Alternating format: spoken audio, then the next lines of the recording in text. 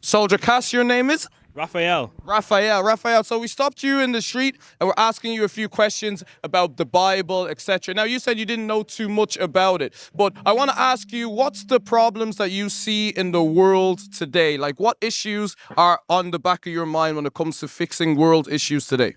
I say a lot of division, lack of unity, people being divided and fighting against each other, suppression or oppressing different types of people. I guess there's a big divide in terms of like the rich-poor divide. There's a lot of there's a very huge gap, wealth gap for sure. That seems to be becoming more prevalent in today's society. So yeah, there's quite a few issues for sure. War, genocide, obviously. Okay. So there's a lot of issues that's happening, and you mentioned that your descendants are from Jamaica.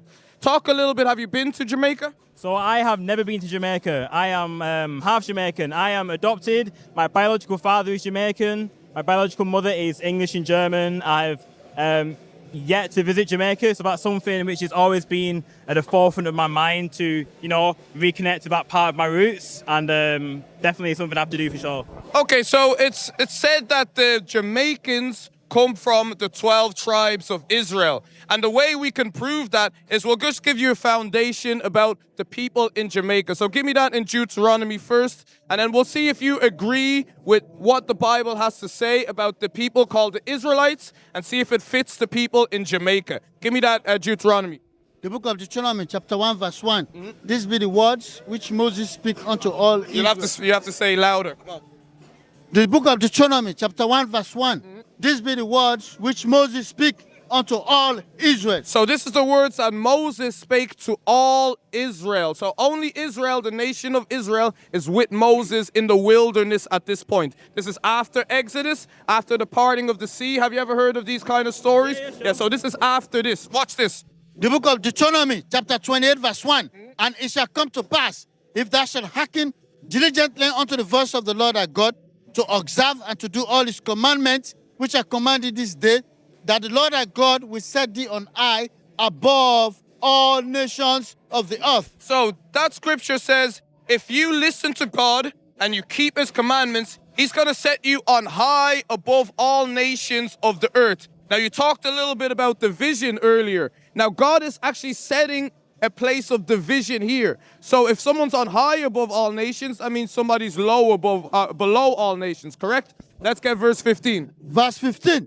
But it shall come to pass, if thou wilt not hearken unto the voice of the Lord thy God, to observe and to do all his commandments and his statutes, which I commanded this day, that all these curses shall come upon thee and overtake thee. So it says all these curses are going to come on you if you don't listen to the words of God, if you don't keep his commandments. Now we're going to get a few examples of the curses and see if it fits the people in Jamaica, in your opinion. Give me anyone. Verse 32. Deuteronomy chapter 28, verse 32. Mm-hmm. Thy sons and thy daughters shall be given unto another people, and thy eyes shall look and fall with longing for them all day long, and there shall be no might in thy hand. So it says, thy sons and thy daughters shall be given unto another people. Did that happen to the people in Jamaica? Say again, sorry. Did that happen to the people in Jamaica? The sons and daughters given unto another people. So it's implying slavery. Are we getting the correlation? Oh yeah, for sure. Okay, cool. Let's get more. Verse 33. Verse 33. Yeah. The fruit of thy land and all thy labors shall a nation which thou knowest not eat up, and thou shalt be only oppressed and crushed always. So you see that's something that you mentioned as well. The inequality amongst the nations, the oppression, the division. And the Bible is saying that this is going to happen to the people if they do not keep the commandments of God. So it says the fruit of thy land. Can you mention anything that comes from Jamaica exported? Do you know any exports of Jamaica? I don't know, like different types of vegetables, fruits, for example. Yeah, there's a lot of different things, and there's a lot of mineral resources. There's some oil in Jamaica. I believe they do gold there as well, and diamonds as well. And the people there, they don't benefit from those mineral resources. So that's another source of oppression that happens because you're not keeping the commandments of God. Give me verse 41. Verse 41. Thou shalt begat sons and daughters, but thou shalt not enjoy them. for they shall go into captivity. So again, captivity going into slavery. So these are all historical events that happened to so-called black or brown people that didn't happen on a large scale to other nations. The Bible is speaking about the largest scale of all these curses, okay? Give me verse 48. Verse 48. Therefore shall thou serve thine enemies, It says, therefore thou shalt serve thine enemies. which the Lord shall send against thee Yes. in hunger So right now, if you want food, if you want, continue. and in thirst If you want something to drink, continue. and in nakedness If you want to buy clothes, continue. and in want of all things. If you want a passport, driver's license, education, it says you'll have to go to your enemy for all those things. Continue. And he shall put a yoke of iron upon thy neck.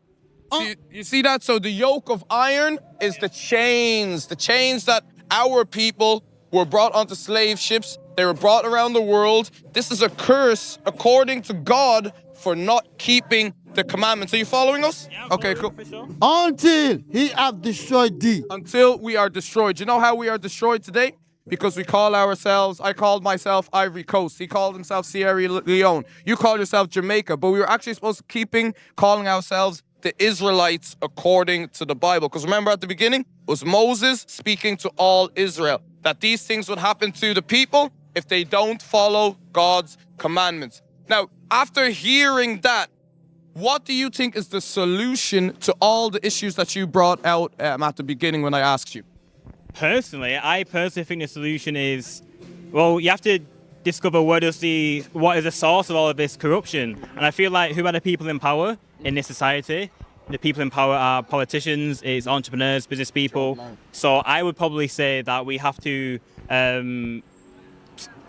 find where the root is coming from these problems. And like I said, it's the people in power, isn't it? The ones with money, status, so politicians, business people, etc. So I feel like something has to change there. Obviously, the people, the general public, the masses are suffering from these people making all these decisions. But again, we don't really make the decisions, do we? Yeah. Which has a huge effect on the society. It's politics. So I feel like politicians is definitely something. Okay. So you're speaking about the politics. Yep. Personally, Yeah. Okay. And I agree with a lot of that. But the Bible gives a kind of a blanket coverage of who's in charge of the world. So let's get that. The book of Job, chapter 9, verse 24. The earth is given unto the hand of the wicked. Read that again. The earth is given unto the hand of the wicked. Yeah. He covered the faces of the judges thereof. If not, where and who is he? So this verse is asking a question. First, it makes a statement. It says, the earth is given unto the hands of the wicked. Now, if someone is wicked, is in control, like you said, the politicians, everyone else suffers, right? Yeah. Now, can you identify these politicians today or these wicked people today? How can you identify wickedness? I guess have a look at their laws which they are passing. Do they seem fair? Do they seem just? I don't know, look at the most powerful people in the world, look at the most powerful business people in the world. They're affecting and impacting society massively. So I would just ask yourself, is what they're doing, the decisions they're making, the rules, the laws they're passing, does that seem like it is benefiting people, humanity as a society? Okay, I get where you're coming from. Let me try box you in a little bit. So let's say we have on one side, we have God and the right way. And then on the other side, we have wicked and the wrong way. So have you ever heard of the 10 Commandments? Now that would be in line with God and the right way, yeah? Yeah, like the 10 Commandments, yeah, but just like very universal Yeah. rules. Yeah, for sure. Yeah. Okay, cool. Let's go to the 10. Let's run through them, see if you agree with them, and see if the world is obeying them. Okay, yeah. The book of Exodus, chapter 20, verse 2. I am the Lord thy God, which I brought thee out of the land of Egypt, out of the house of bondage. 3. Thou shalt have no other gods before me. So it says, thou shalt not have any other gods before me. Now, is that something that you agree with, that the God of this Bible is the God that we should be following and serving? I don't know. There's like thousands of different gods all around the world. obviously you believe in one God. Many different religions believe in different gods. I don't think I'm in any position to say this is the right God, this is the wrong God. All these other thousands of gods are wrong, this one God is right. I don't think I have any say in that. I have no idea, personally. Do you think that there's issues that happen on this earth today because there's many gods? I feel like there's been many wars over the past centuries due to people saying my religion is right, your religion is wrong. They believe their religion is right, our religion is wrong. So a lot of fights and wars have happened. Still to this day, there are constantly wars surrounding religion. So I don't think it's anything to do with like. I personally think it's humans. I don't think it's anything to do with believing in so many different gods. I just think it's human nature to fight and to divide themselves personally. Okay. So we identify that if there is one God and everybody served one God, it would be more in line with unity rather than in division and issues that could happen. Yes or no? If every single person in the entire world believed in this, followed the same religion and had the same God, I don't think there would be as many wars as there is today. I also believe if nobody in the world believed in God at all, there'd also be not as many wars. So Okay. I feel you on that one. Let's get another one. The book of Exodus, chapter 20, verse 4. Thou shalt not make unto thee any graven images or any likeness of anything that is in the heaven above, or that is in the earth beneath, or that is in the water under the earth. Okay, give me the next one.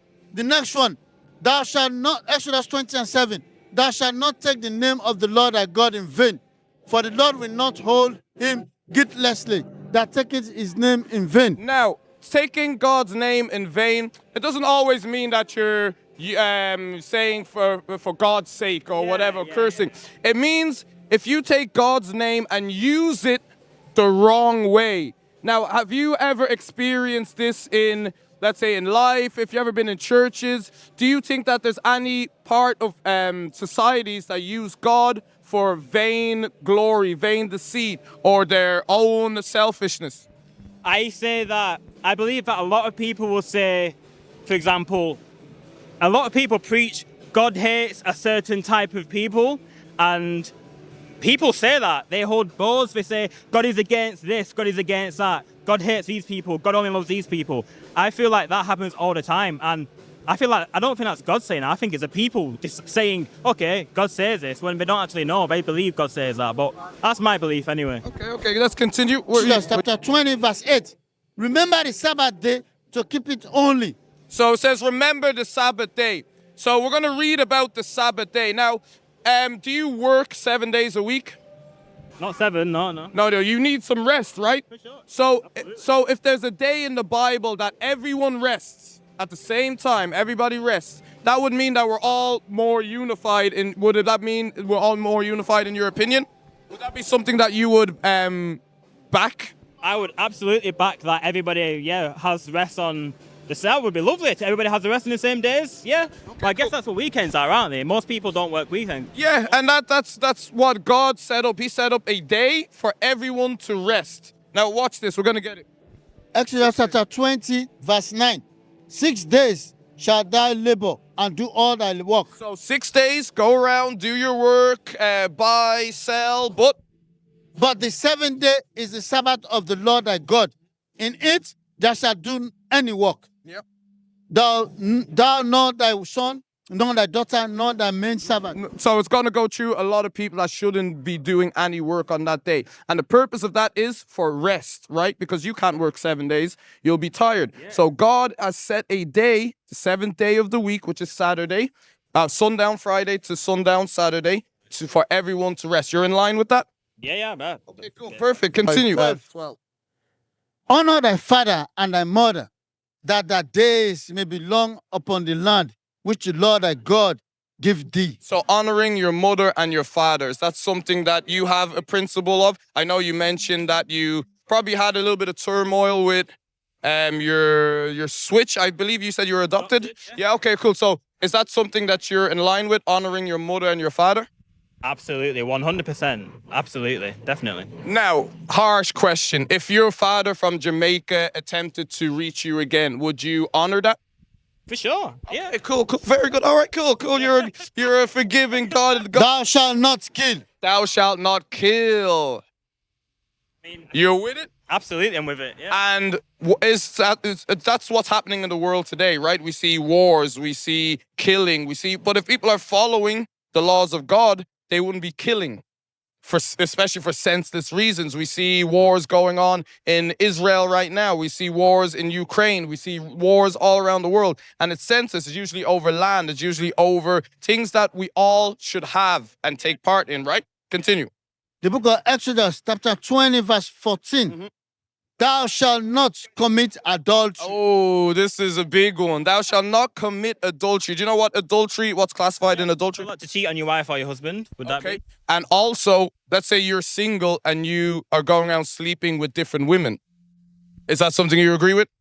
I don't think there's anything wrong in that. It's not something I don't personally. I have zero interest in doing that. Okay. I don't think it's a bad thing to do that. Though. Okay, so let's say you sleep around with a lady, you get her pregnant, but you have no intentions of being with her or in her life. Do you think that that's a good thing? Well, that literally happened to me with my being adopted. Yeah, my biological father got my biological mother pregnant and didn't want to be a father.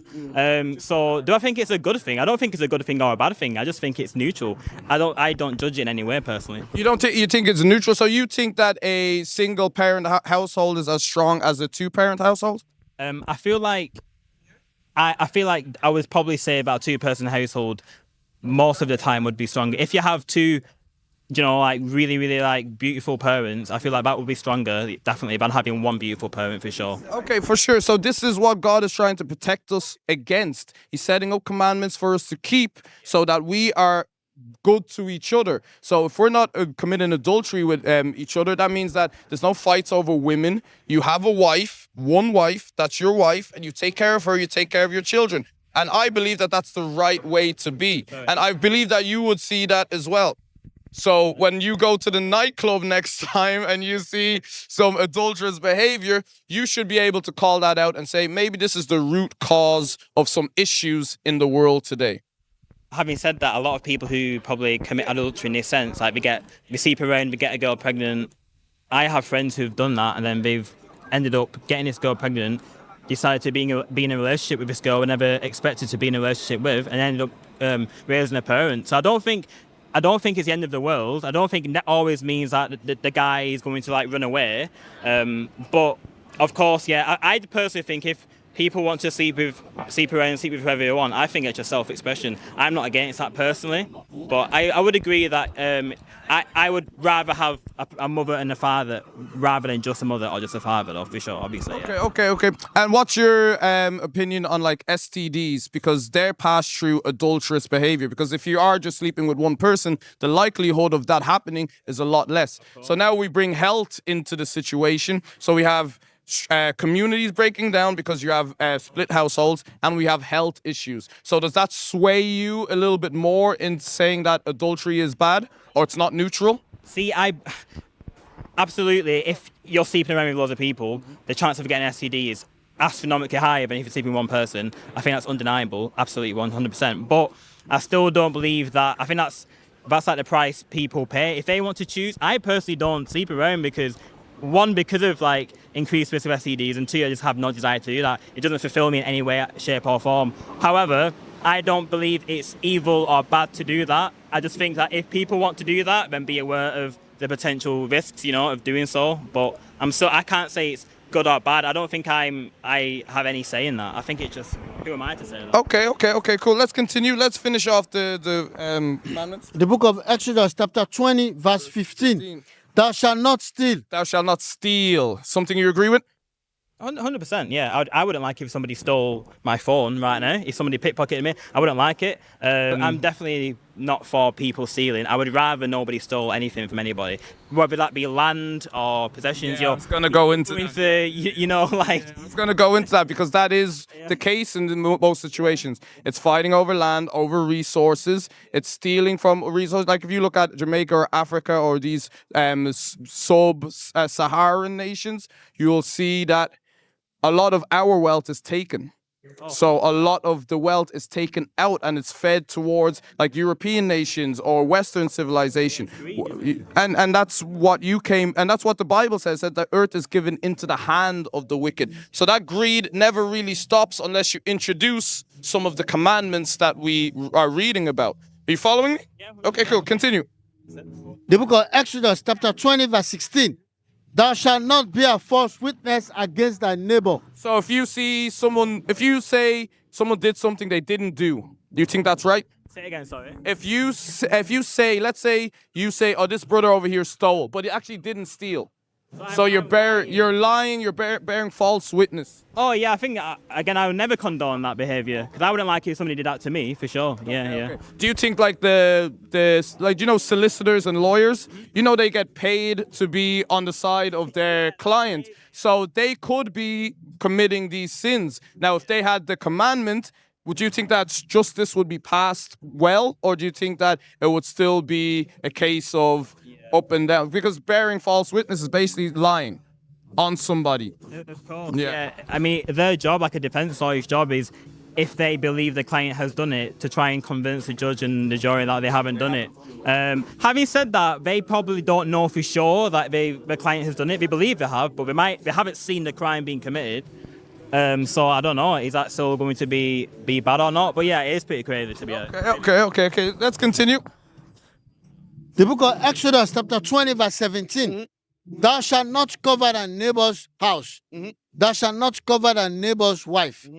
None is maid servant, none is maid servant, none is Ox. son, Not his ox, nor his ass, or not anything that. So coveting is not only coming into stealing; it's going into envying and wanting. So do you think that is a good thing in societies or communities to have people with envious spirits that want your neighbor's wife, or want your car, or want your children even? Yeah. I think if your goal is to be happy and fulfilled and living a rich life, then I don't think envy and jealousy and craving and a very, very, very strong desires help you to achieve that goal of being happy. So no, personally, I don't think it's efficient to be happy, to be envious of somebody. I don't think that brings any good into your life. What is a nation? Nation is family. Nation is community. Nation is men leading by example. Nation is women's support. Nation is children with role models. Nation is unity. Nation is you. It's nation time.